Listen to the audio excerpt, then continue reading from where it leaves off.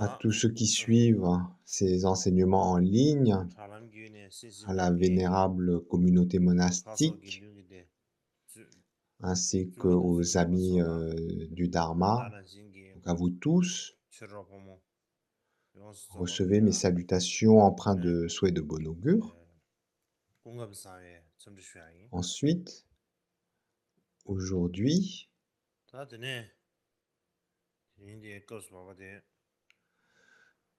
nous poursuivons les enseignements d'été sur les 50 stances sur le gourou. Donc tout d'abord le plan de Tsongkhapa. Donc pour rappel,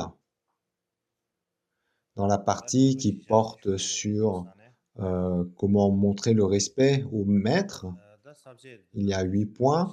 Le premier, c'est faire les offrandes. On l'a parcouru. Et aujourd'hui, c'est le deuxième point, voir le maître comme un Bouddha. Et là, il y a également 2 sous-points. Dans la partie voir le maître comme étant un Bouddha, il y a le point principal. Et puis, le deuxième point, c'est comment mettre fin à tous les aspects de non-respect et tous les voiles qui peuvent nous empêcher de voir le maître comme étant un Bouddha. Donc, ces 2 points, nous allons les voir aujourd'hui. Alors, dans l'ornement des sutras de Maitreya, donc il y a cette citation, on dit qu'il faut servir le maître avec le respect, par les offrandes, par le service, par le fait d'accomplir les pratiques. Donc on a fait le parallèle entre cette citation ainsi que les commentaires des circonstances. Et aujourd'hui, il y a un lien donc entre le fait de voir le maître comme étant un Bouddha et le fait de le servir. Alors, dans les 50 stances sur le gourou même, voici le verset qui traite de comment voir le maître comme étant un Bouddha. Et la stance dit « Ainsi, les étudiants qui possèdent les qualités de compassion, de générosité, d'éthique et de patience ne devraient pas considérer le maître comme différent de Vajradhara. » Donc ça, c'est la stance numéro 22. Bon, suivant les versions, le numéro peut changer, mais là, je pense que c'est correct de dire que c'est la stance numéro 22.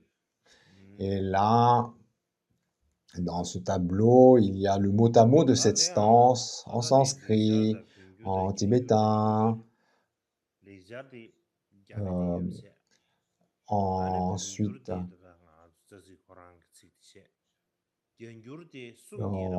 en chinois, troisième tableau, donc et puis en anglais vient de Khenpo David. Voilà, on continue.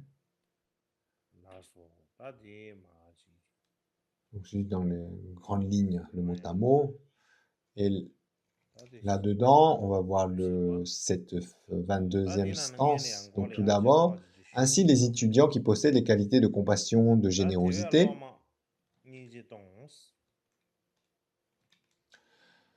là, etc. Dans ce quatrain, cette stance, les 2 premiers vers traitent des caractéristiques du disciple. Notamment ici, on parle d'un disciple qui, par nature, a de la compassion pour les êtres,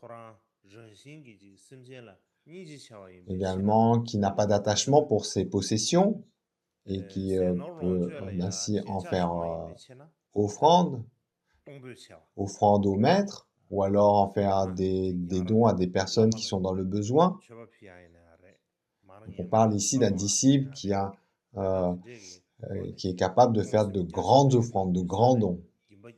En plus de cela, il a la conduite éthique, c'est-à-dire qu'il a les vœux de libération individuelle. En plus de cela, il a les vœux de Bodhisattva, du grand véhicule. Et en plus de cela, il a les samayas du véhicule des mantras secrets.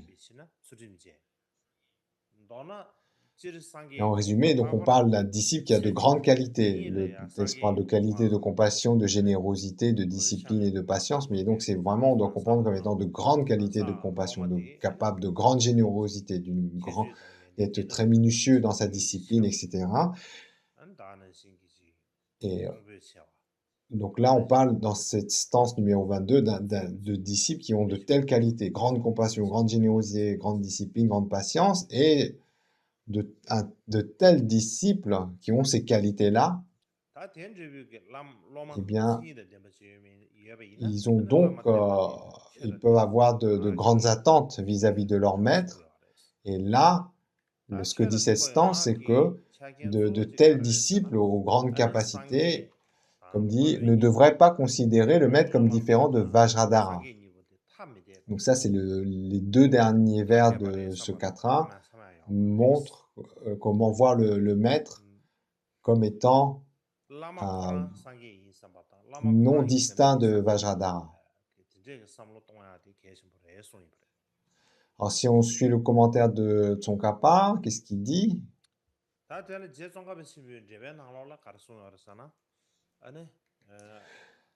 Donc il dit que si on se réfère en tant que champ d'accumulation de mérite, le gourou est le même que tous les Bouddhas. Donc c'est pour cette raison. Donc là, en fait, le verset commence par c'est pourquoi. Donc là, il explique son kappa. Il dit, c'est la raison pour laquelle on ne doit pas voir le maître Vajra comme étant distinct de Vajradhara, puisqu'en termes de champ d'accumulation de mérite, ils sont pareils. Et aussi, les sublimes disciples, c'est-à-dire ceux qui possèdent la compassion, qui sont le fondement du Mahayana, du grand véhicule, donc qui ont vraiment une grande compassion, qui leur font se donner pour le bien de tous les êtres, qui ont aussi pas d'attachement pour les possessions et qui sont capables d'une grande générosité, qui sont également donc une générosité qui a renoncé à tout attachement à ses possessions, à son propre corps, à ses vertus mêmes, pour les consacrer aux êtres. Et puis une discipline qui consiste à respecter scrupuleusement les vœux qu'ils ont pris, et la patience qui consiste à ne pas se décourager au regard des pratiques erronées des autres êtres. Et là, pour illustrer que le maître doit être vu comme étant le Bouddha même, Tsongkhapa cite différentes sources des tantras, le chapitre 17 de Guhya Samaja, le chapitre 15 du dôme de Vajra, Vajra Panchara, le chapitre 14 de l'ornement de Vajrahidaya, et ainsi que le chapitre 32 des 4 sièges. Donc si on cite toutes ces références, ça va prendre trop de temps, mais néanmoins je me dis que ça serait bien d'en citer au moins quelques-unes. Et d'une façon générale, Tsongkhapa, il cite beaucoup des tantras, des tantras supérieurs. La plupart de ces citations viennent des tantras supérieurs. Mais néanmoins, il y a quelques citations, comme celle de Vajrapani, qui vient du tantra de la conduite.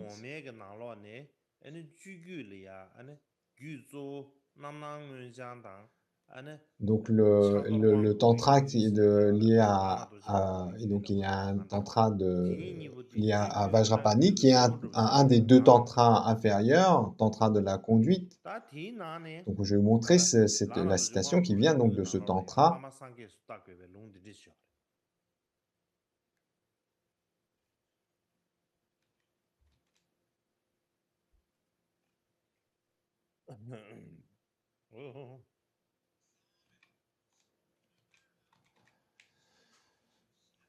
Donc il dit, le maître Vajra qui est détenteur des secrets, comment doit être-t-il vu? Et la réponse est, il doit être vu comme étant un Bouddha.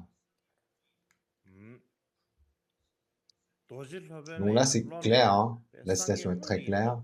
Donc dans ce tantra, de l'initiation, la transmission de Vajrapani. Donc c'est un tantra inférieur. Il fait partie des deux tantras inférieurs, plus précisément tantra de la conduite.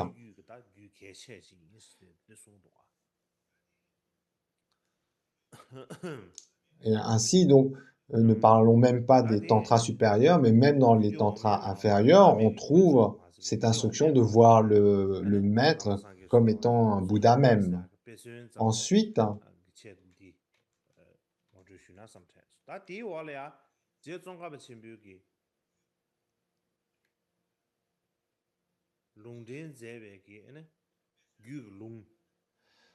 une autre, dans le chapitre 17 de Guhya Samaja, on va voir le...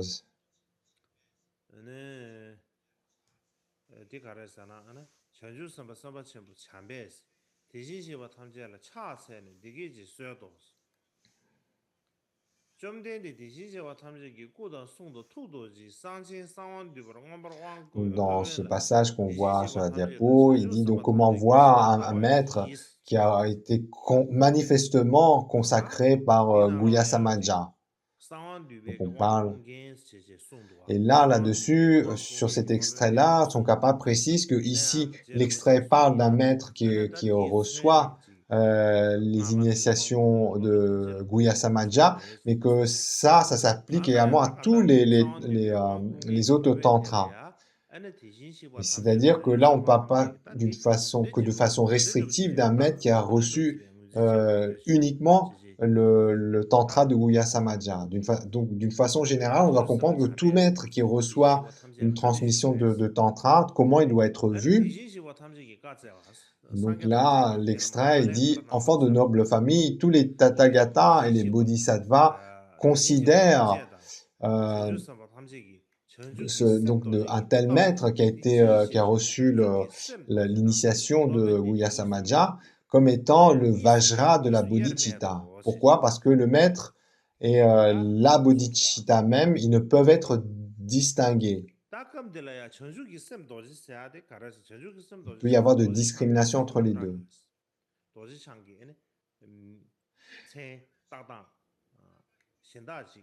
Et là également,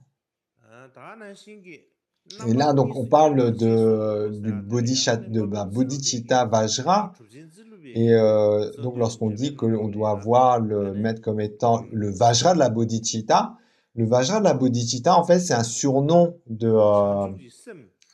Bouddha Vajradhara. Et là on dit que si on suit le commentaire de Tsilupa notamment sur le Guhya Samaja, dans ce commentaire, il explique pourquoi le maître ne peut pas être vu comme distinct, séparé du Bouddha Vajradhara, parce que le Dharmakaya de la Bodhi de Vajradhara, de ce Dharmakaya naît le Sambhogakaya, et que par les formes émanées, en fait, nous, dans ce que l'on perçoit, malgré nos obscurcissements, etc., eh bien, on perçoit un maître ordinaire, mais en essence, il ne peut être distinct de Vajradhara même. Et puis aussi, donc, même si on ne le voit pas en apparence par nos propres yeux comme étant un Bouddha, les Bouddhas, pour exprimer leur activité, sont entrés dans le corps du maître Vajra pour accomplir le bien des êtres. Et on dit aussi que le fait de considérer inséparable le maître Vajra du Bouddha Vajradhara lui-même, c'est pour stabiliser, on dit, la confiance en la divinité, et que ça permet par la suite également de parachever les accumulations avec peu de difficultés.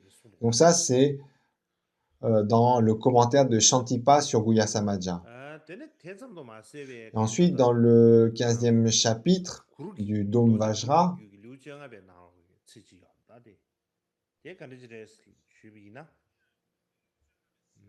alors,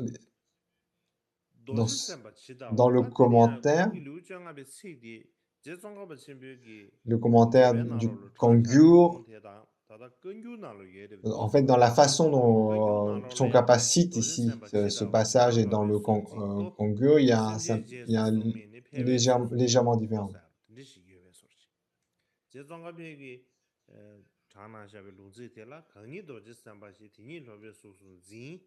Donc vous avez en fait les deux versions là, en jaune la version de Tsongkhapa et en bleu. Mais dans le sens, ça change pas beaucoup. L'idée c'est que Vajrasattva, pour accomplir le bien des êtres en temps de dégénérescence, prend le fait au biais ou par l'aspect d'un être ordinaire. Alors là, je vais partager mon opinion.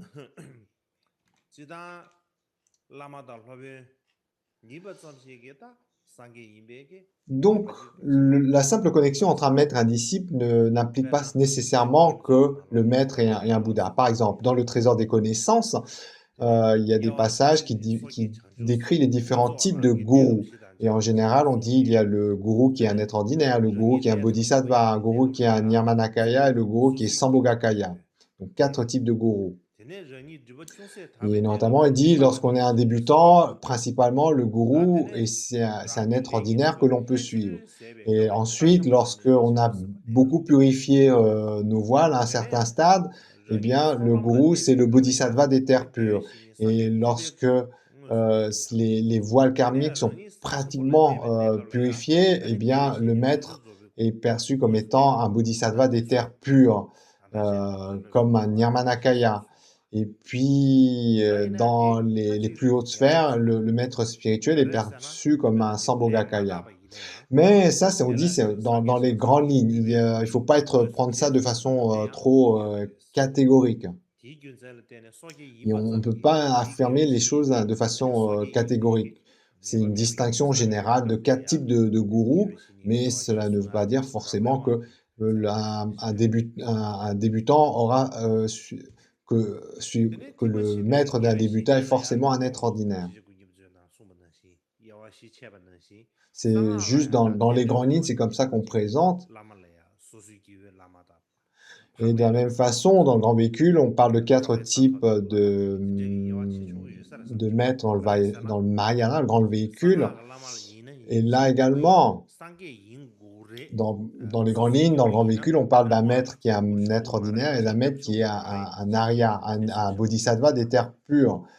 Et donc, ce n'est pas que dans le cas du maître du véhicule mantra secret où on dit que le maître doit être absolument un Bouddha. En fait, donc pour dire les choses simples, aussi bien dans le grand véhicule, le Mahayana, que le véhicule des mantras secrets, le Vajrayana, il n'est pas dit qu'un être ordinaire ne peut pas transmettre, ne peut pas donner des initiations, et en particulier des initiations en particulier dans le véhicule des mantras secrets. Lorsqu'on voit toutes les caractéristiques qui ont été données sur un maître du grand véhicule, il n'est jamais mentionné qu'il faut absolument que le maître ait atteint une terre de bodhisattva ou qu'il doit être absolument un Bouddha. Alors là, il y a quelques points importants là, qui convient à mettre en valeur, en lumière. Alors, un point important,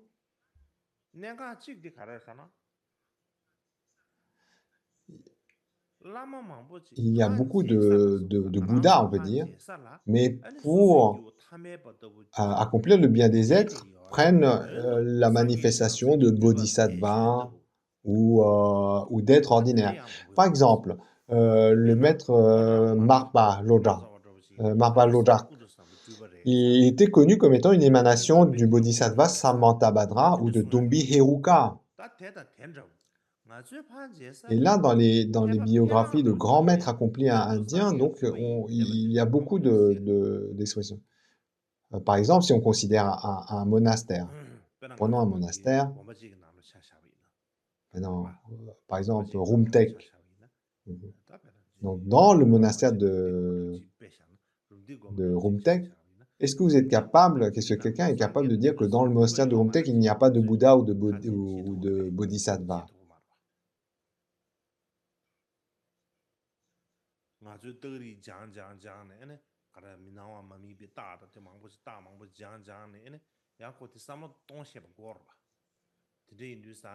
Donc, est-ce qu'on peut dire, indiquer du doigt comme ça, que voilà, telle ou telle personne dans ce monastère est une émanation d'un Bouddha ou d'un Bodhisattva? On n'est pas capable de faire ça. Et en particulier, il y a eu dans l'histoire de grands réalisés indiens qui donc ont obtenu les accomplissements ultimes, mais pour accomplir le bien des êtres, eh bien, ont pris l'apparence d'être ordinaires, parfois de très basse classe. Par exemple, Sarah, à un moment, il était le serviteur d'une prostituée. Et là, donc, en tant que serviteur de prostituée, il obéissait aux ordres de, de, de pratiquement tout le monde, hein. C'était presque un esclave. Et Télopa, lui, il avait l'apparence d'un pêcheur de poissons. Il pêchait les poissons vivants. Et ainsi, même des êtres qui étaient réalisés, des Bouddhas, se comportaient pour accomplir le bien des êtres comme étant des êtres ordinaires, même de basse classe. Donc il faut être très vigilant sur ce point. Un autre point, donc ça, il y a l'autre point important qui ont été soulignés par beaucoup de maîtres et d'érudits du passé. Par exemple, lorsque Acharya Gunaprabha a écrit le Vinaya, on dit qu'un Bouddha demeurait en lui. Donc, littéralement, on dit qu'il demeurait dans ses entrailles, mais dans l'idée, c'est qu'il avait la pensée, il était habité par la pensée d'un Bouddha. Mais par la suite, lorsqu'il a écrit l'auto-commentaire sur ces sutras de Vinaya, on dit que le Bouddha n'y demeurait plus. Donc, qu'il n'avait plus qu'il n'est plus habité par un Bouddha, et donc, il n'était pas capable par la suite de trouver la pensée ou l'intention du Vinaya, des sutras sur le Vinaya. Et par conséquent, donc beaucoup d'érudits et de maîtres considèrent que les Vinayas sont les paroles du Bouddha même si par la suite l'auteur de celui qui a écrit ces sutras n'a pas pu les commenter, en sortir l'idée. Et de la même façon, même si le gourou n'est pas un Bouddha manifeste, lorsqu'il transmet les initiations, qu'il enseigne le Dharma, qu'il nous montre le chemin, en fait, dans leur activité, ils nous guident hors du cycle des existences de la même façon que un Bouddha. Ils accomplissent les activités d'un Bouddha.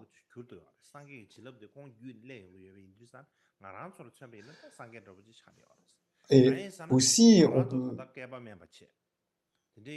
peut dire donc de la même façon que pour ce maître qui a composé le Vinaya Sutra, Gunaprabha, donc lorsque un maître, même s'il peut être ordonné, un maître Vajra qui nous apparaît comme étant un être humain ordinaire, mais au moment où il transmet les initiations, qui nous fait entrer dans le mandala de la divinité, donc on ne sait pas, il le fait à ce moment-là, il le fait il peut le faire de façon indissociable d'un Bouddha, il le ferait comme un Bouddha le ferait. Et en plus, donc, on peut voir que dans ce contexte-là, en dehors de ce lien avec le maître Vajra, on est dans une situation où on ne peut pas voir actuellement un Bouddha. On ne peut pas voir un Bouddha manifestement nous transmettre ce que le maître Vajra nous transmet, de nous montrer le chemin de libération au travers du véhicule habile des mantras secrets, tel que le maître Vajra nous le transmet. En dehors de lui, on ne voit pas d'un Bouddha manifeste ou d'une divinité manifeste qui peuvent nous montrer ce chemin.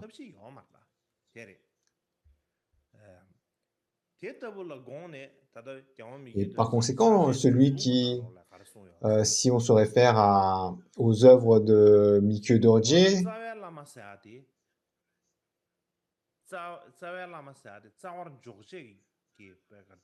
donc on dit comment on doit comprendre le lama racine. On dit le maître racine, c'est le numéro un, c'est le plus sublime des maîtres.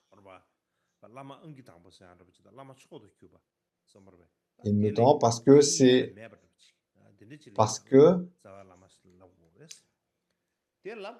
celui qui a mis les graines ou la base des racines de notre vertu dans notre esprit même. C'est le premier. C'est celui, le maître qui fait naître les premières germes de vertu dans notre esprit.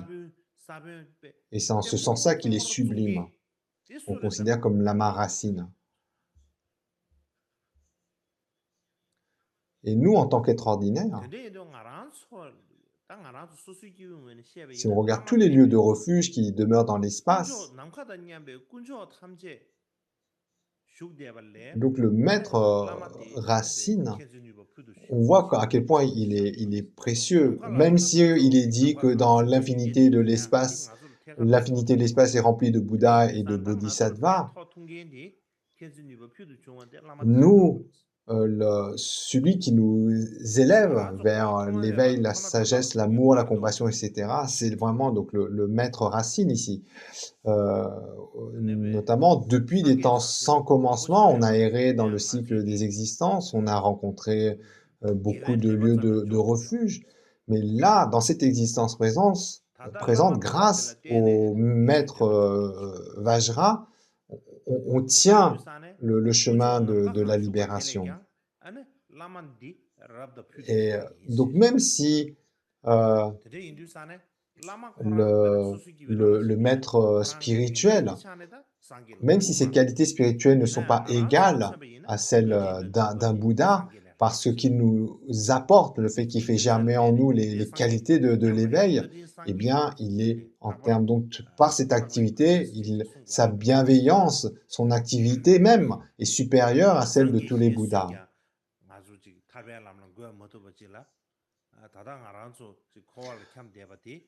Et donc, on dit d'ailleurs, il y a ce fameux dicton, on dit que le maître racine est égal à tous les Bouddhas en qualité, mais en termes de bienveillance, il est supérieur.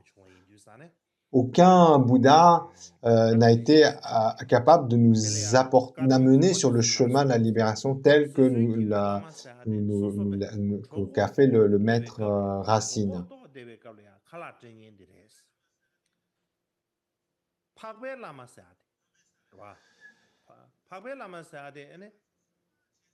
Donc les maîtres du passé disent que les maîtres ordinaires sont comme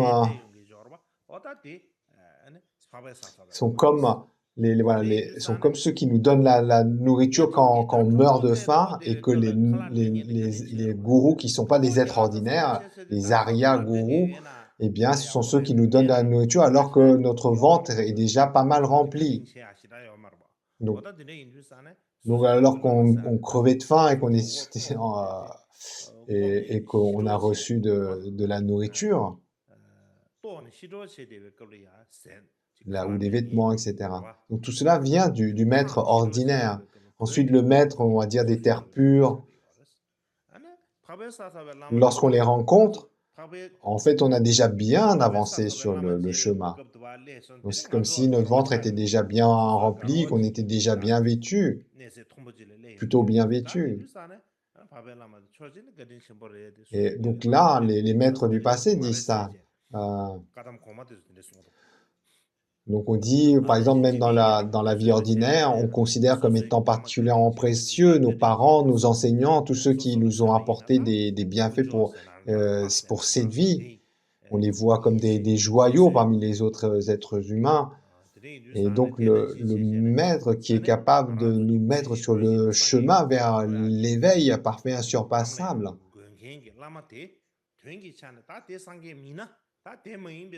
Donc on doit savoir l'estimer, de voir comme étant inestimable.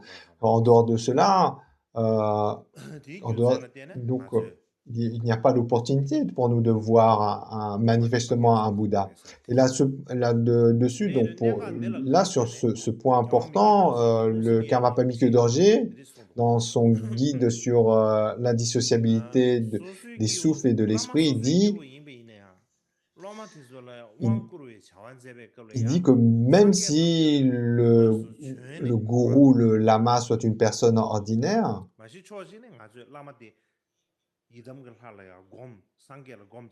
par ses activités de corps, parole et de esprit, eh bien, il nous fait entrer en nous les qualités de corps, parole et esprit des divinités du mandala, des Bouddhas et des Bodhisattvas, des terres pures. Et c'est pour cette raison, le, le gourou apparaît comme étant le véritable Bouddha. Pourquoi? Toutes les bénédictions, les activités des Bouddhas, elles se reflètent en nous grâce au maître Vajra. Ça passe par le gourou. L'activité des Bouddhas et Bodhisattvas. Et donc, de notre point de vue d'être ordinaire, la bonté du gourou dépasse celle des Bouddhas. Et ça, c'est dans plein de passages de Tantra ainsi que de traités indiens qui font autorité. Et par conséquent, dire que voir le maître qualifié comme étant un Bouddha même, comment dire? Donc, c'est pas quelque chose qui est exagéré. Donc, même dans la centaine d'instructions brèves, il dit, pour cette raison, lorsqu'on développe de la dévotion et qu'on prie le maître,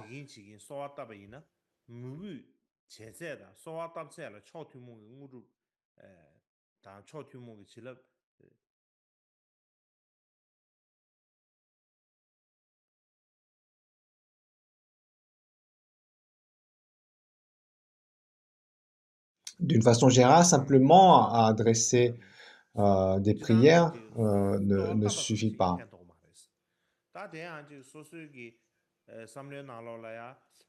Il faut qu'il y ait vraiment cette pensée que c'est vraiment que notre maître est vraiment un Bouddha.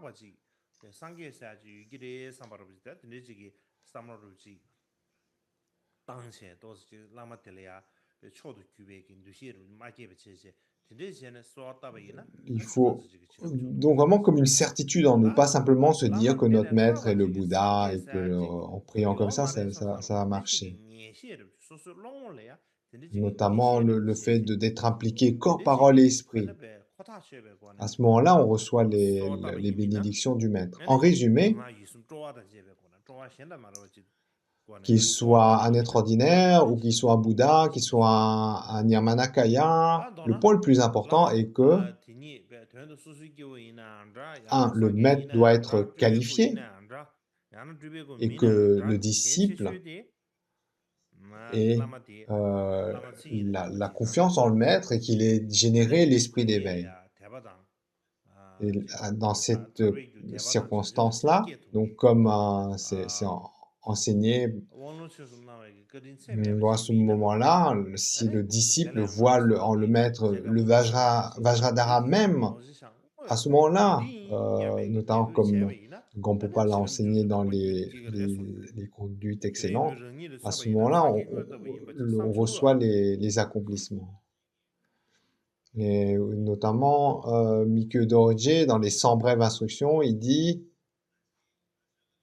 « Bien que nous prétendons que notre maître est Bouddha,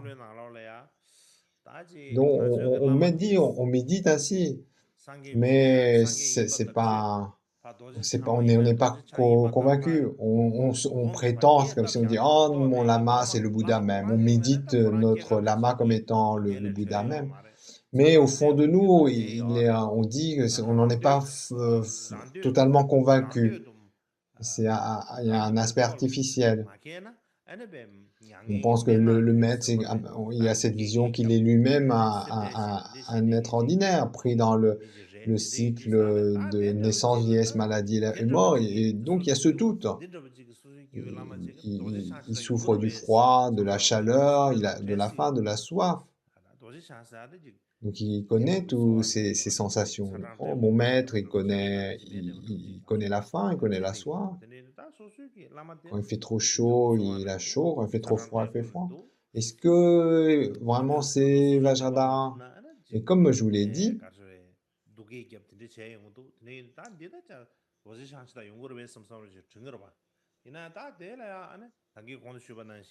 donc comme le Bouddha l'a dit lui-même, en période de dégénérescence, je demeurais moi-même sous la forme d'un enseignant. Et donc penser à moi à ce moment-là, donc penser à moi et à ce moment-là générer du respect pour moi. Et donc même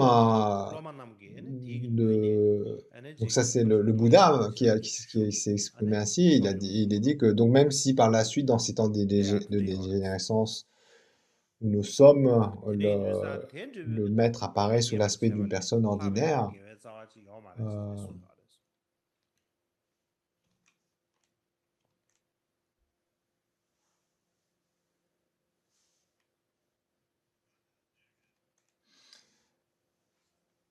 Il convient de savoir le percevoir comme étant le Bouddha. En résumé, sans s'appuyer sur un maître, donc tout d'abord, pour s'appuyer sur un maître, est-ce que le maître est qualifié ou pas? La première chose, c'est examiner le maître. On ne s'appuie pas à un maître comme ça, sans se poser de questions.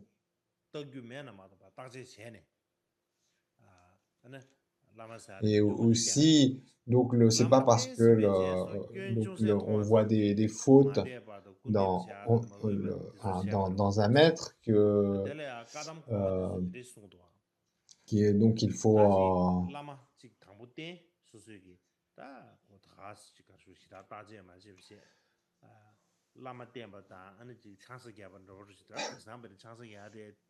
donc on dit on disait avant s'appuyer sur un maître, il faut les bien examiner avant de s'engager avec un maître.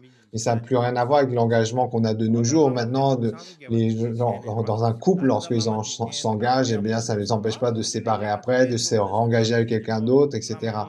Mais dans le temps ancien, donc lorsqu'on parlait d'engagement, donc on parlait de vraiment bien examiner le maître, comme on examine avant de former un couple, avant de s'engager dans une vie de couple.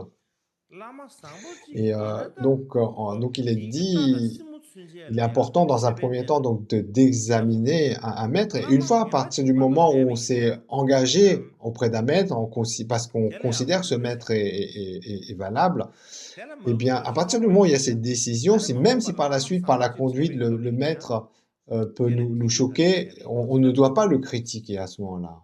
Parce que là, il y a le risque de se bloquer les bénédictions. Donc, on doit vraiment être prudent sur cet aspect. Donc, la bénédiction, c'est vraiment quelque chose qui est important, notamment dans le véhicule des mantras secrets. Gonpopa, il dit, notamment, ce qui caractérise le véhicule des mantras secrets, c'est un véhicule qui est basé sur les bénédictions. Alors que le grand véhicule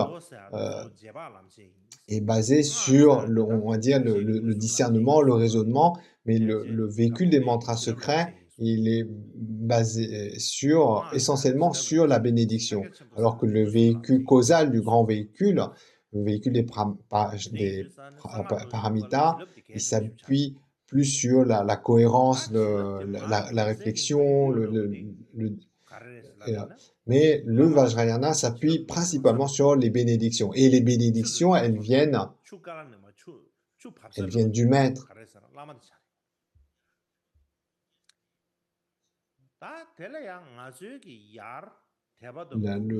Elle vient du fait qu'on est capable de générer du respect par rapport au maître.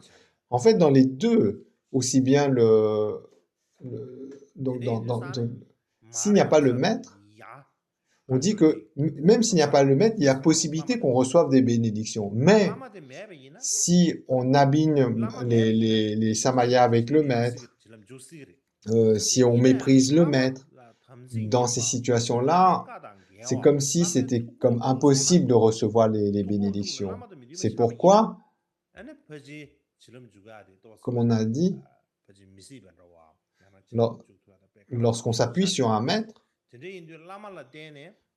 on peut obtenir, un maître qualifié, on peut obtenir donc toutes les bénédictions des Bouddhas, des Bodhisattvas, des divinités de mandala.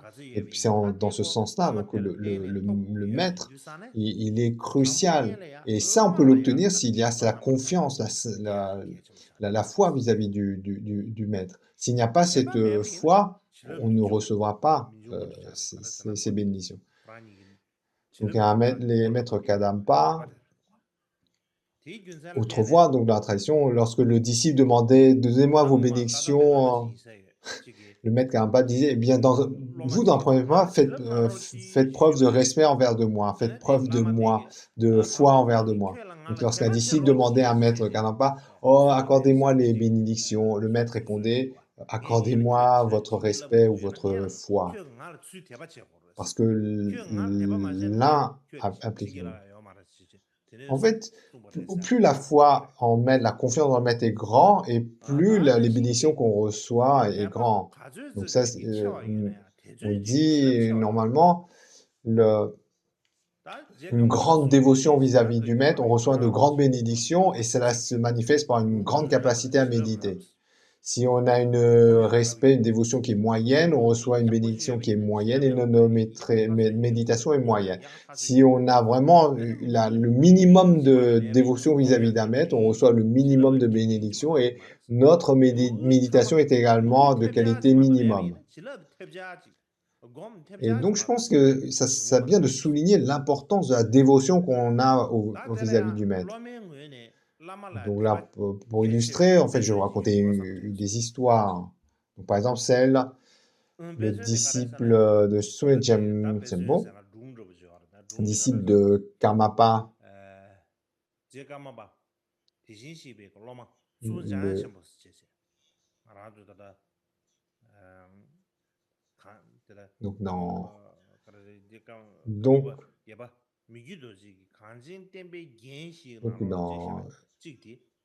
donc le grand traducteur Sonam Gyamso, le maître du 5e Chamar. Donc, il vient un moment dans la région du Kham pour rassembler des offrandes, pour lever des fonds. Et dans cette région, il y a eu beaucoup de Karmapa, c'est un peu un siège des Karmapa, et là, donc ce grand traducteur Sonam Gyamso, il dit que ça serait bien qu'il reçoive des enseignements, une lignée de transmission de Karmapa. Il va voir le Karmapa.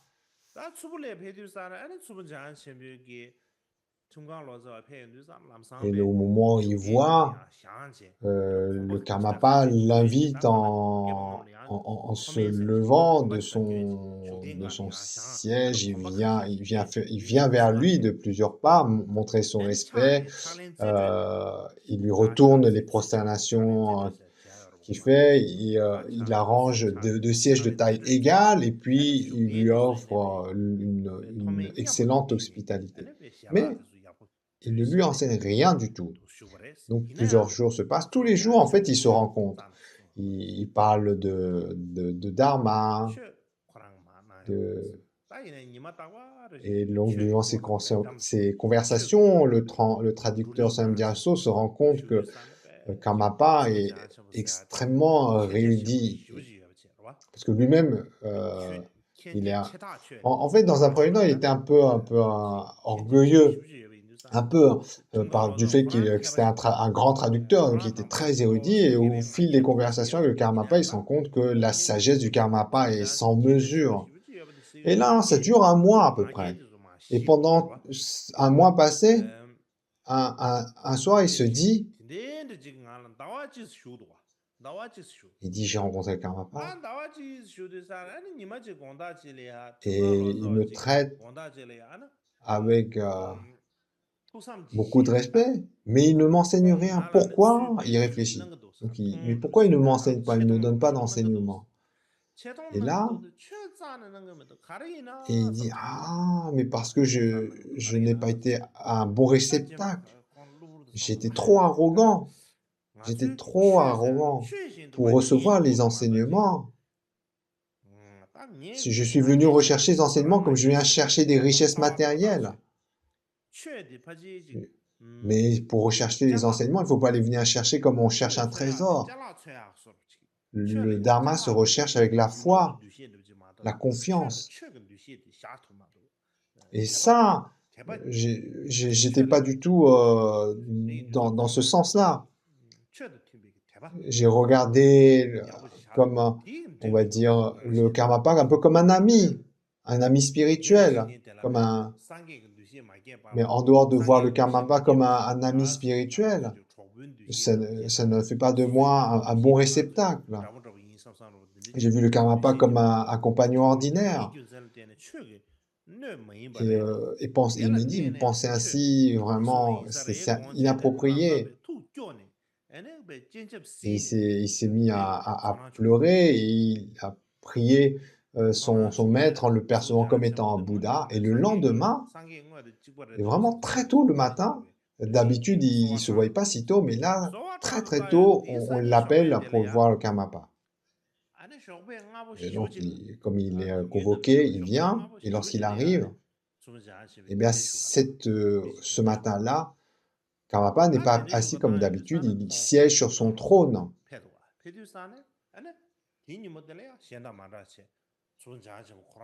Nous, il n'était plus dans la même attitude qu'il avait lorsqu'il était venu l'accueillir, se lever, faire des pas, lui souhaiter la bienvenue et converser.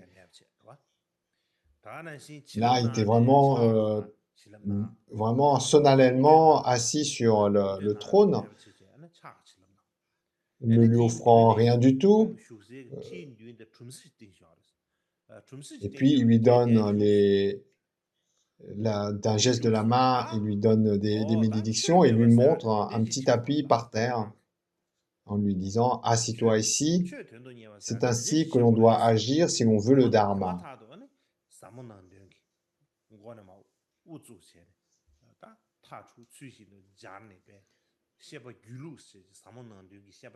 Et puis, à ce moment-là, donc, il lui transmet. Il lui transmet le Zamonangden, ainsi sur la tradition des tantras. Et vraiment d'une façon dont il le transmet. Donc, le grand traducteur Sonam Gyamso, il voit que c'est vraiment une transmission qui est hors du commun, qui est exceptionnelle, qu'il n'avait jamais entendu telle transmission, un tel commentaire. Et donc, il a reçu ça parce qu'il était capable de générer de la dévotion vis-à-vis du Karmapa. Et donc, une autre histoire pour illustrer que plus il y a de la dévotion et plus c'est mieux. Alors, donc, c'est l'histoire de Padrup Dorje et Geshe Shang. En fait, les deux au départ étaient amis du Dharma, mais au final, Geshe Shang il devient le disciple senior, le plus ancien disciple de Pamodrupa. Donc, au départ, les deux, Pamodrupa Jepo et puis Geshe Shang, donc au départ, ils étaient amis du Dharma. Mais au final, donc, Geshe Shang devient disciple de Padru Dorje Jelpo.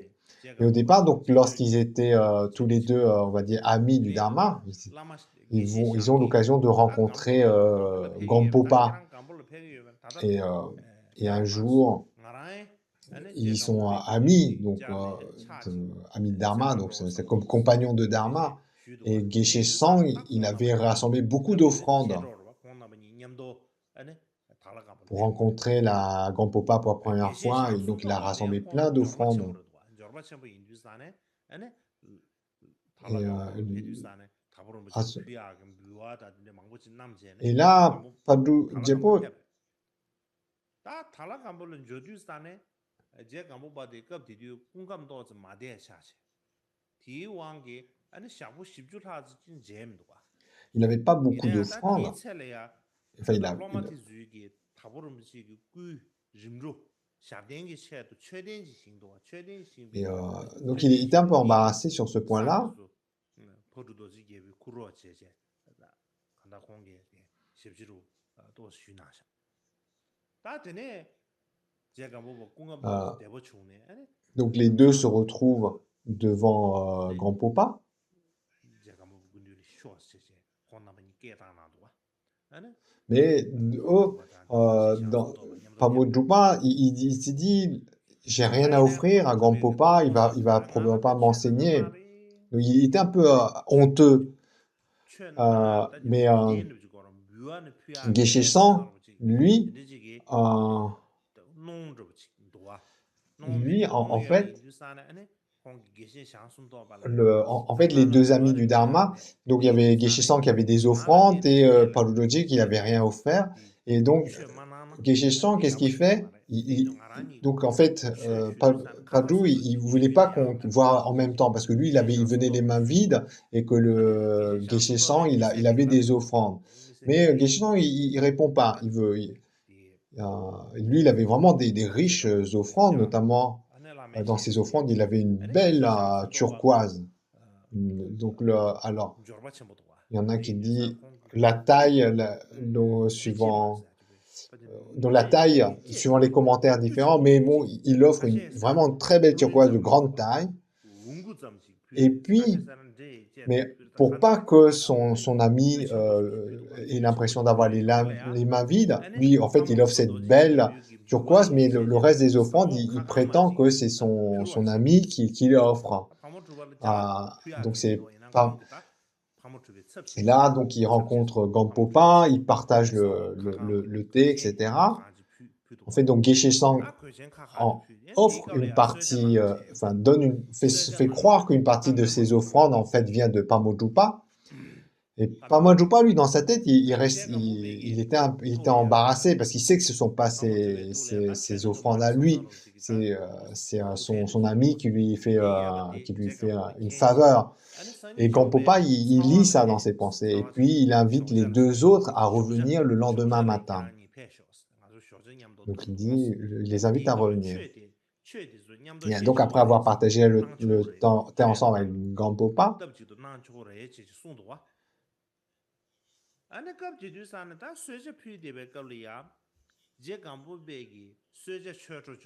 donc il donnait un peu en fait, lorsqu'ils ont partagé le thé, ils ont donné d'une certaine façon un peu les restes de ce que avait Gampopa.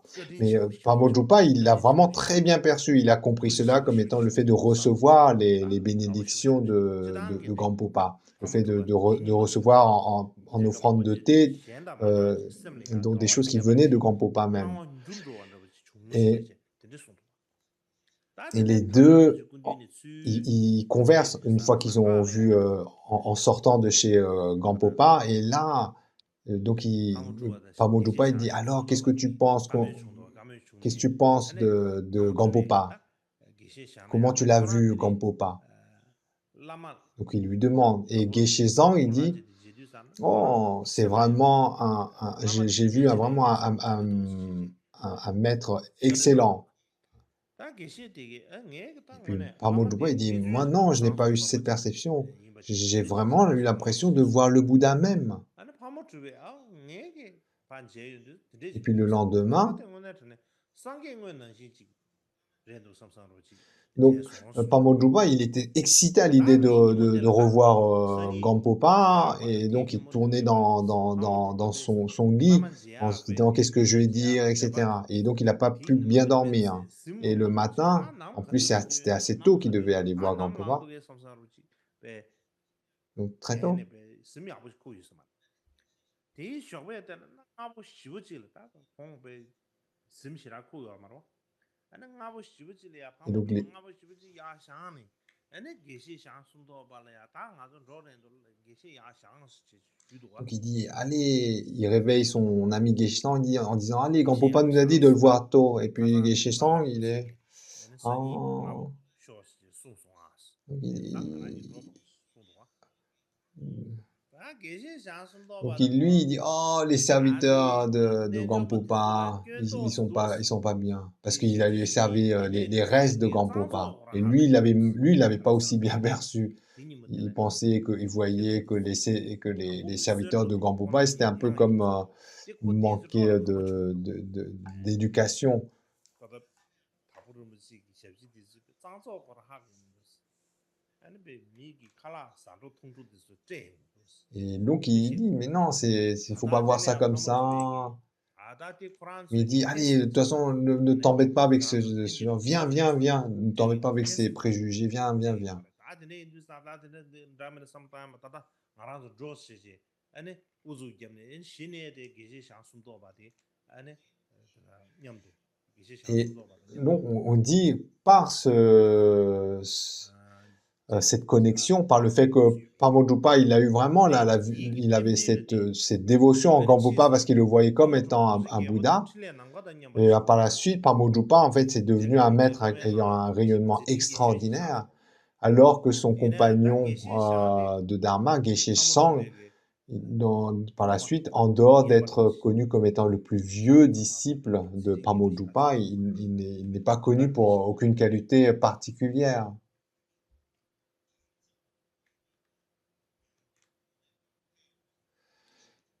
Et puis on dit aussi que 다나시 à 양 mesure que la 베베치고 나나 réalisation se développe, la foi envers le 드림스가 maître 저비 également 냥도 콘네 콘도 se 페이브사 développe. 헤바처처럼 좋아해요. Donc il y a des récits comme 드시 ça, où lorsque vraiment les 다다 qualités du disciple se 섬용 développent, 우스도 à ce moment-là, 발걸이야. on voit 라마 vraiment le 섬용 maître comme étant le 우스도 Bouddha. Par exemple, 우스도 lorsque Gampopa 제가 rencontre Milarepa, avant même de 라마르지 rencontrer Milarepa, 제네 il avait déjà une foi incroyable en Milarepa. 제고네 대바섬이 되게 Mais 얘기돼 버려도 ensuite, lorsqu'il avait 지르면은 rencontré 제고네 대바디 치부치부 유래가 봐. Milarepa, Milarepa lui 얘는 fait la profession, il dit, 신들시 ah, 개갈래야. plus tard, tu auras une 신들시 réalisation 좀 incomparable, 발이야. 니마질이야. inégalable. Et à ce 가다다 moment-là, 민접이 tu me verras aussi comme étant manifestement un Bouddha. Et par la suite, lorsque Gampopa pratique dans la région de,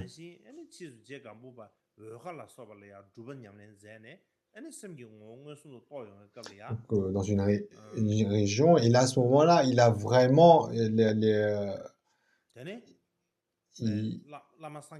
il ressent en fait ce que lui a dit le maître Milarepa.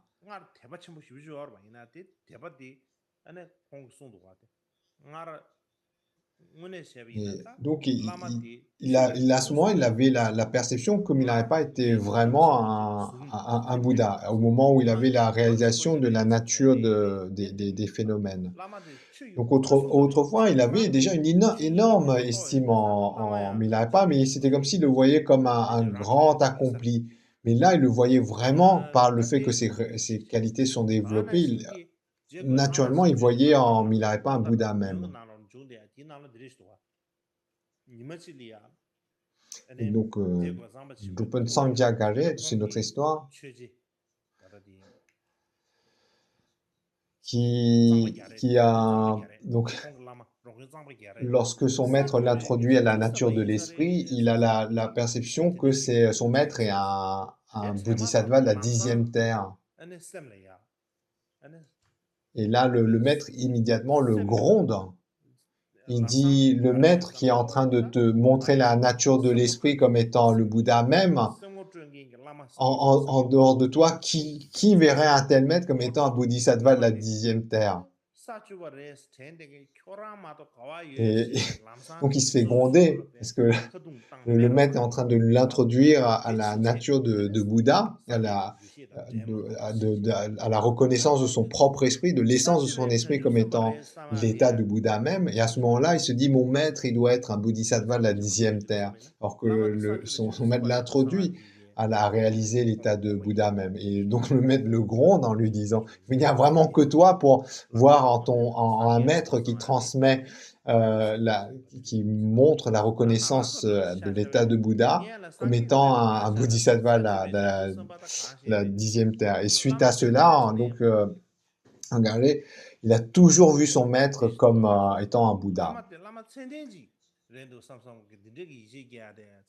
Et aussi, autre récit, lorsque Dromtonpa dit à Atisha, au Tibet, il y a beaucoup de gens qui pratiquent la méditation, mais peu gagnent en qualité remarquable ou transcendante.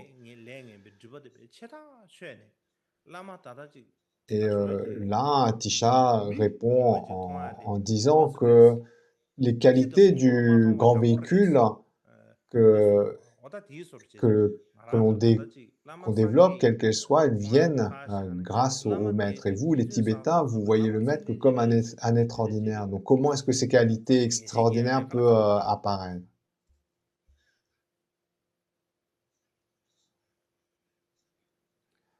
Donc, en bref, on dit qu'il faut voir le maître comme étant un Bouddha même.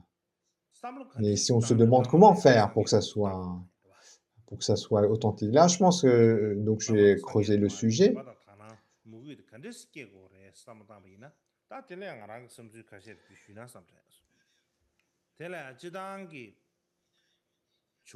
Et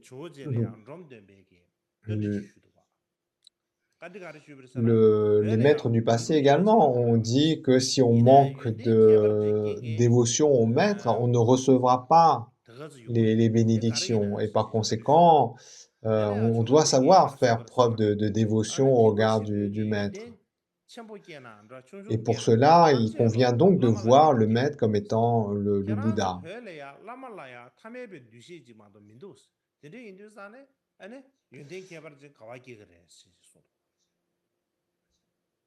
Et puis aussi,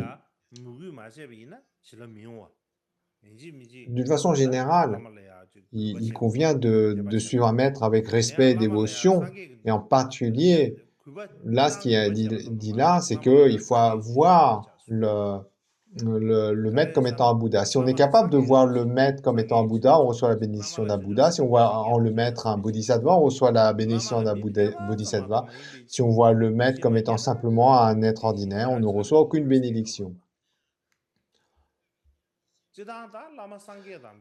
Et Potawa donc a aussi dit, donc en bref, Potawa aussi dit que pour que ces bénédictions arrivent, il faut vraiment que cette perception elle soit sincère du fond du cœur, que ce ne soit pas quelque chose de fabriqué.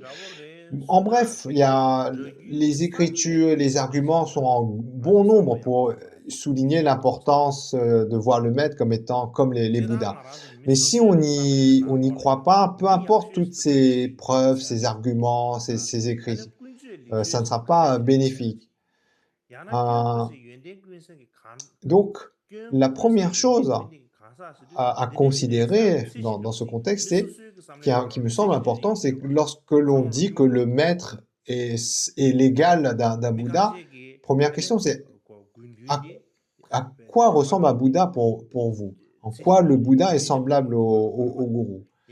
Et donc ça c'est un point important parce que d'une façon générale, nous avons chacun nos propres idées de comment doit être une bonne personne ou la meilleure personne.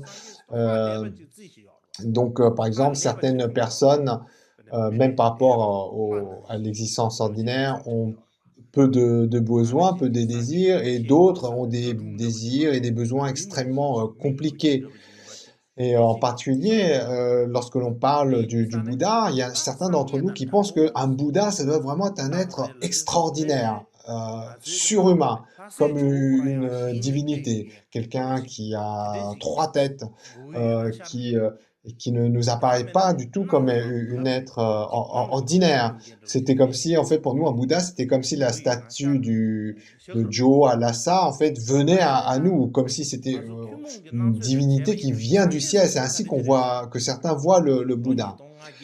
Mais la façon commune de décrire le Bouddha, suivant l'histoire, c'est un être humain qui a véritablement vécu en Inde il y a plus de 2500 ans. Il est né de la matrice d'une mère. Donc même si dans les écrits on embellit certaines choses, on dit que le Bouddha vient de la matrice d'une mère. Ensuite, il a dû apprendre, il a dû s'éduquer et il a aussi eu besoin de se nourrir. Il a vieilli, il y a des moments où il est tombé malade et au final, il est mort. Il a connu également il a montré des sentiments de joie, de peine, de bonheur, de souffrance. Et par conséquent, il est apparu comme un être humain comme un autre. Mais qu'est-ce qui fait que le Bouddha, comme il apparaissait comme un être humain parmi d'autres, qu'est-ce qui fait que on le considère comme un Bouddha?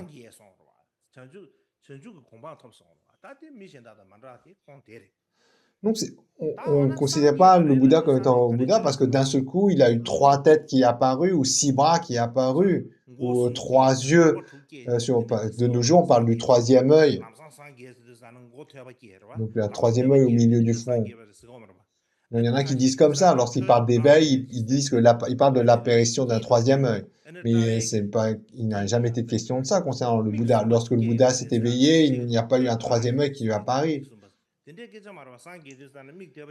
fait, qu'est-ce qui a caractérisé le Bouddha, c'est qu'après son éveil, il était dans la situation de montrer sans erreur le chemin vers l'éveil parfait et insurpassable.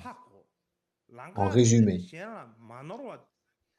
En raison, lorsqu'on dit un Bouddha, c'est quelqu'un qui intérieurement a réalisé et par sa réalisation est capable de montrer le chemin vers l'éveil ultime.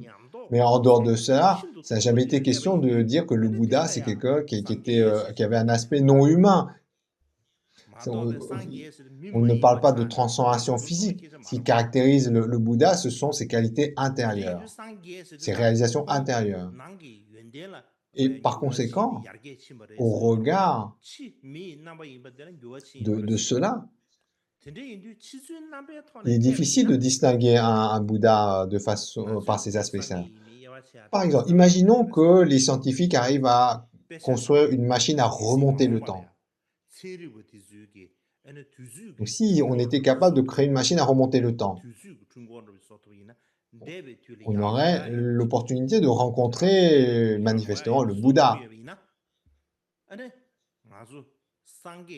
Donc on remonterait le temps. Et donc si on faisait ça, on prenait une machine à remonter le temps et simplement par rapport à nos connaissances, sans que personne ne nous aide. Est-ce qu'au moment où on va rencontrer le Bouddha, on serait capable de reconnaître le Bouddha? Donc probablement, on se dit, avec une machine à remonter le temps, on arrivera sans aucun doute à retrouver le Bouddha. Mais est-ce qu'on serait mais même si on le retrouve, est-ce qu'on serait capable de le reconnaître comme étant un Bouddha? Moi, je pense que non. Pourquoi?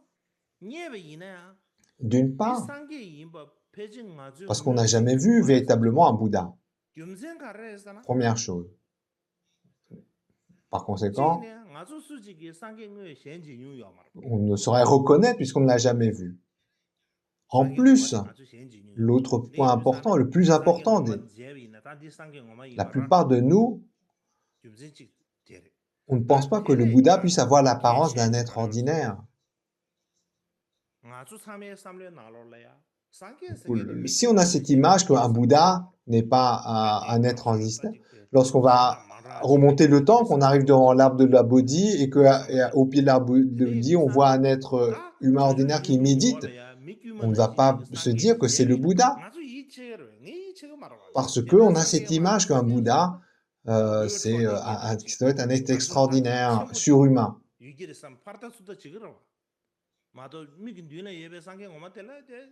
Donc si dans notre imaginaire, on a cette image d'un Bouddha, que ça doit être un être surhumain lorsqu'on va 상 voir 상계나 cet 상계나 humain 봐. qui est en train de réaliser, qui a 상계나 réalisé 상계나 l'éveil au pied de l'arbre de la Bodhi, on ne le reconnaîtra pas. 대삼도 On ne 마세 reconnaîtra pas que c'est 부처티 un Bouddha. 야가래 En plus, à l'époque du 신이 Bouddha, il y 되는 avait 봄 plein 양반이 d'êtres, de 개종 pratiquants spirituels qui 깨달았다고 étaient très 말하고 réalisés, qui 신이 méditaient sous les arbres. 신이 Donc, 근데 si on 개종 regarde 깨달았다고 parmi tous ces êtres 제가 사실 réalisés, comment 다 reconnaître le Bouddha? 상계 잡고 Il y avait 잡고 plein de grands 간다 간다 pratiquants 상계 qui 잡고 méditaient 잡고 sous les arbres. Donc, 나만 parmi tous 안 ces 배워 pratiquants, 배워 lequel est le 근데 Bouddha? 상계 Comment on 보면 serait 상계 capable de le 하고 reconnaître? 하고 말어 돼 근데 이제 깔라 가버려서 근데 이제 Et 사람 par conséquent, si dans un premier temps, on est 아니야래 capable de 아주 se mettre à 상계 l'idée 처음에 que le 그것도 Bouddha Shakyamuni 우리 lui-même, 스스로 때문에 en 가사 fait, 이거 pour 때문에 la 가지 plupart d'entre nous, apparaissait comme un être 대세비나 humain 라마 상계에 ordinaire, 대해서 c'est plus facile pour nous de 원하는 comprendre 라마 comment le 대해서 gourou peut être semblable au Bouddha. Lorsque 지단다 on parle de 계획신이나 l'ami 라마 spirituel ou 세아디 du gourou, 신나바 탐에베 계획신이나 on 라마 ne 세아디 parle pas d'un être 간데젤 고알랭 qui va 가삼베 montrer 신나바 탐에베 une apparence 낭만은 externe 나베 미제가 particulière. 주요 그러고 On 신나바 parle d'ami 라마 spirituel ou de 세아디 gourou en 신나바 disant quelqu'un qui a des 고미 qualités intérieures 소나래야 qui sont 최나마 particulières. 숨버서 Et 로나 bien de la 고나 même façon pour 칠지 le Bouddha. Lorsqu'on parle 근데 de Bouddha, on désigne avant tout un 원하지 être, 상계세아디 on désigne avant 신나바 tout ses 미제라 qualités 주요가 d'esprit, pas 난게네 ses 상 qualités 좋고 physiques.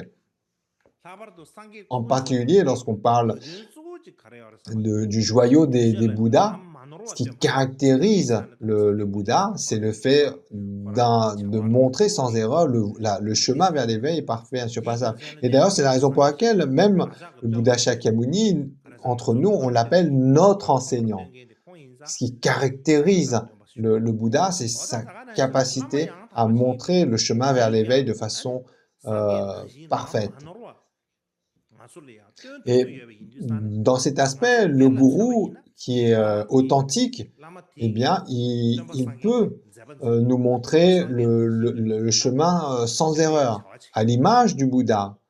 사버도 라마 규바도 땜바 지미나 아니 콩 Et, 땜베 et 최대 pour 뼈바 nous, en 샤베 tant 콩게 qu'être individu 송게 ordinaire, 찐이 지상마 les 유니 activités 아티브 du 탐마 gourou 배우 양파 authentique, 라네 eh bien, 아니 elles sont 탕랑가 comparables 라라마도 aux 고바 activités du 샤베 Bouddha même, 근데 si 인지산에 on regarde les 아달라네 activités du 군주 Bouddha 최 historique. 슈바 대다 알 Et 상계 en 상계 plus, le 최 gourou 슈바 authentique 슈바 s'inscrit dans 군주 une 개바 대바 lignée de transmission 최대 ininterrompue de 제바 maître à disciple.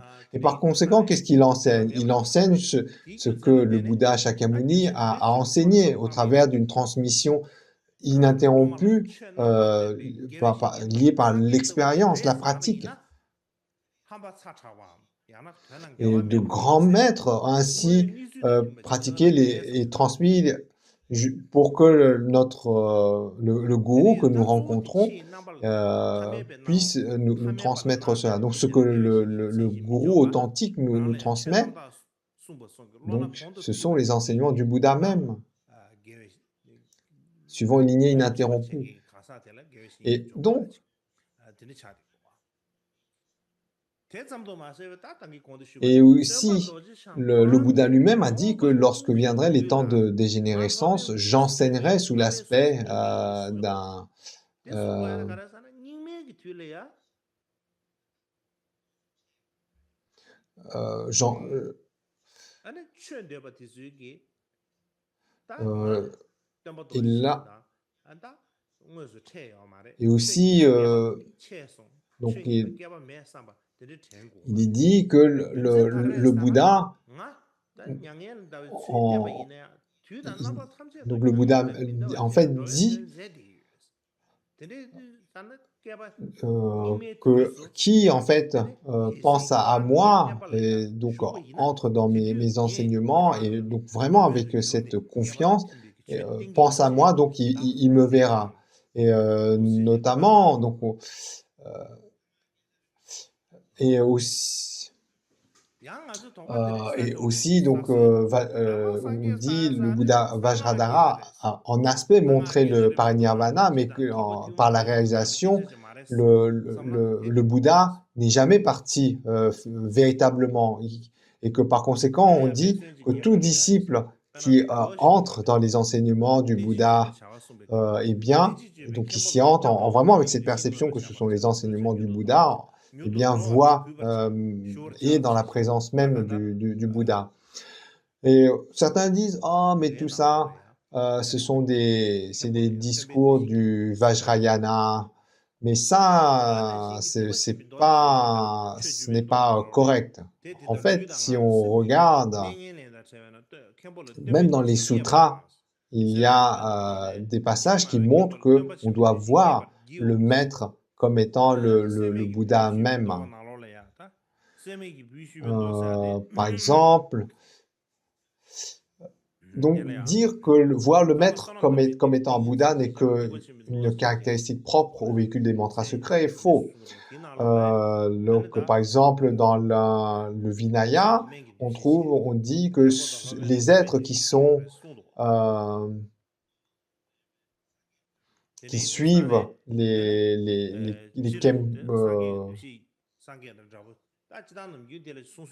donc qui suivent le Vinaya doivent voir en le Kempo comme étant l'enseignant, le Bouddha, et qui doivent le servir, être prompt à le servir, être respectueux. Dans le sutra des Dharma, donc il est aussi dit que puisque l'enseignement ou l'abbé sont libres de dépravation du corps, de la parole et de l'esprit, et donc il convient de les voir comme des Bouddhas. Et le point important ici, c'est vraiment d'avoir la confiance, cette foi. Le point principal est là. Par exemple, même à l'époque du Bouddha, il y a plus de 2500 ans, il y a eu beaucoup de gens qui ont eu foi dans le Bouddha et qui l'ont suivi, qui ont abandonné la vie ordinaire pour prendre les vœux et pour suivre. Il y en a vraiment eu beaucoup. Mais il y en a eu aussi un certain nombre qui n'ont vu en le Bouddha que simplement un être humain, notamment Devadatta, qui était même de la même famille que le Bouddha Shakyamuni. Mais envers le Bouddha Shakyamuni, il ne voyait qu'un être humain ordinaire qu'il jalousait. Donc il détestait le Bouddha. Il a essayé même de le tuer. Et en fait, d'une façon générale, le Bouddha Shakyamuni, il a eu de nombreuses connexions. Certaines personnes ont établi auprès du Bouddha, par leur foi et leur dévotion, une excellente connexion. D'autres n'ont pas aimé le Bouddha, l'ont méprisé, ont établi une mauvaise connexion. Et beaucoup de gens aussi n'ont pas établi de connexion particulière avec le Bouddha. Et donc on voit donc toutes ces différences, l'importance de la dévotion. Tous ces êtres étaient dans la présence du Bouddha Shakyamuni, mais certains avaient beaucoup de dévotion en voyant en lui un être exceptionnel, d'autres ne voyaient le Bouddha qu'un être ordinaire parmi d'autres, et d'autres considéraient même mal le Bouddha.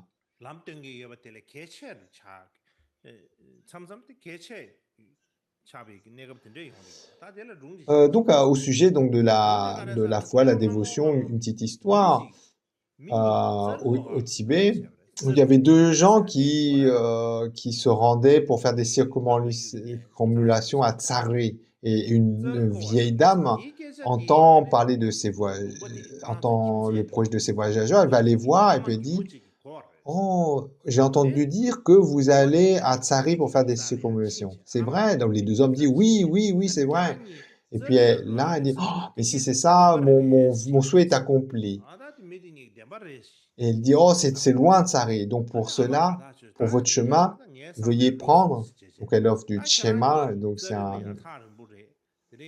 donc elle offre de la farine, de la tsampa, enfin des provisions.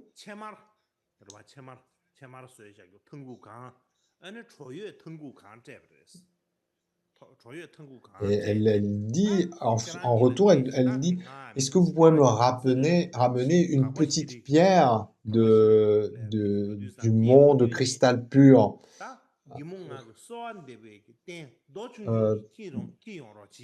Donc, notamment parce que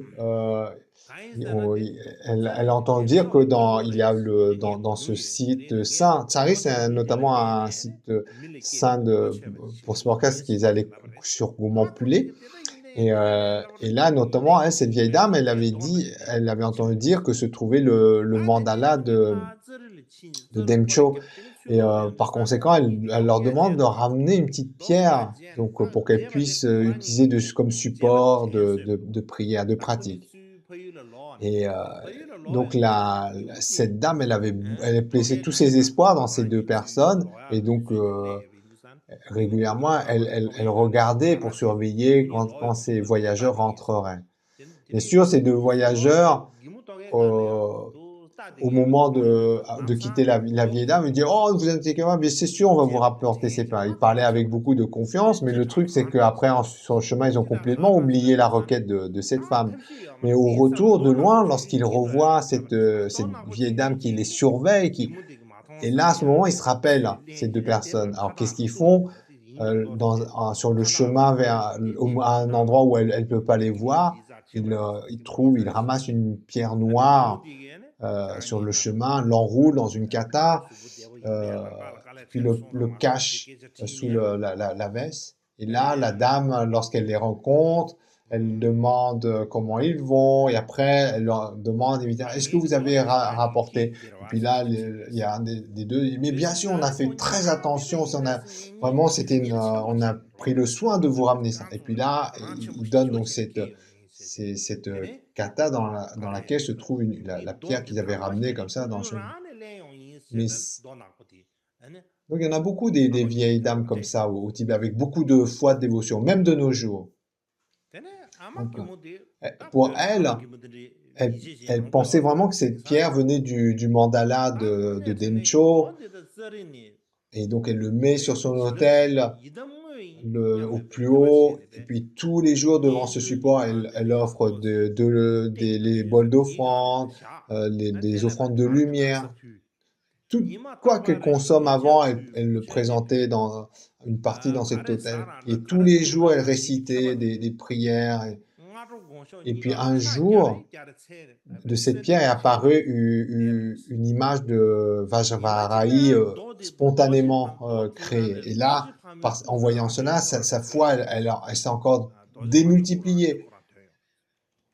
Et par la suite de cette pierre, de nombreuses reliques et des richesses sont apparues.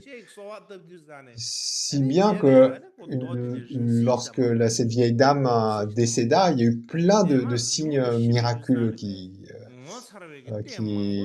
sont apparus, et suite à cela, des gens, même de très loin, sont venus pour voir cette relique, cette pierre.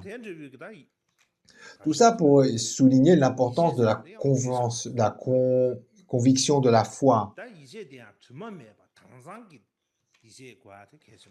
Mais il convient d'avoir une foi qui est dirigée vers un maître authentique. De nos jours, en fait, on voit beaucoup de gens qui ont de la foi vis-à-vis de mauvais maîtres.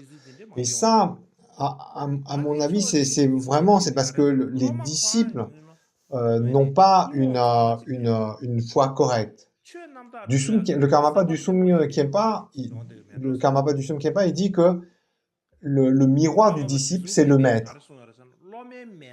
Et en fait, par exemple, suivant l'aspiration du disciple, eh bien, il y a une grande probabilité que le maître va rencontrer cette aspiration.